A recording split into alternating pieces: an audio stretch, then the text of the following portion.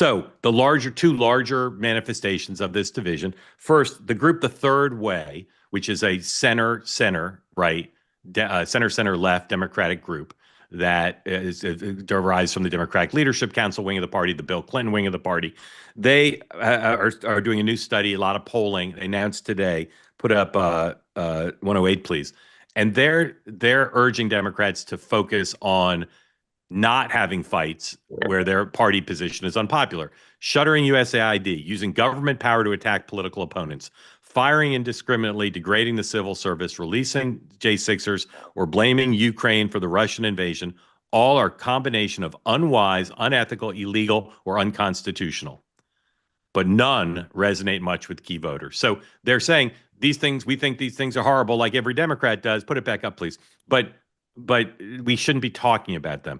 Dan, is the Third Way right that even though the party is entirely fired up and united around these issues, they just shouldn't talk about them? They should focus on the economy and the impact on voters that voters care about. Look, they should talk about them, but they're secondary issues. We go back to the 2024 election. The big things are the big things. Harris was talking about issues that voters kept saying over and over again in the polls were not their top concerns. What are we talking about right now? The big mistake last week, Trump has problems with inflation. He has problems on the economy. Poll after poll are showing it. Instead, Al Green got up there, and what did he scream about? A mandate. You don't have a mandate. Okay, no one's going to bed at night whether Trump has a mandate or not. It's the prices of their goods and services, the safety of their communities.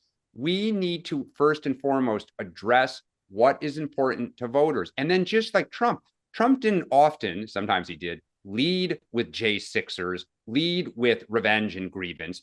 He'd work it in kind of in the middle to the back end of his speeches. So you want to fire up your base. You need your base, but you have to address the concerns of voters.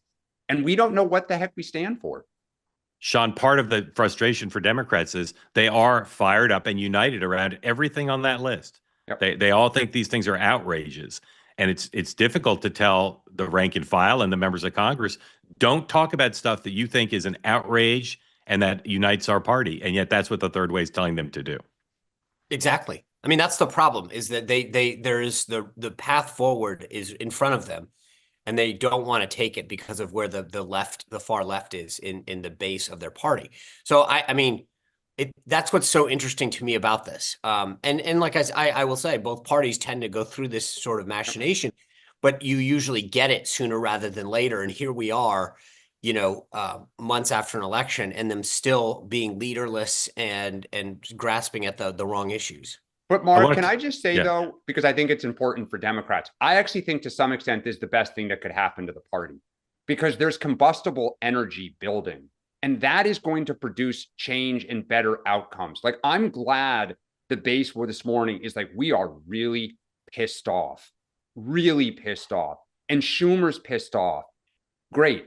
Now let's go take that energy and put it and move it forward. And it's probably going to fire at each other some more before we go forward, but that's okay. What does your mom think about that?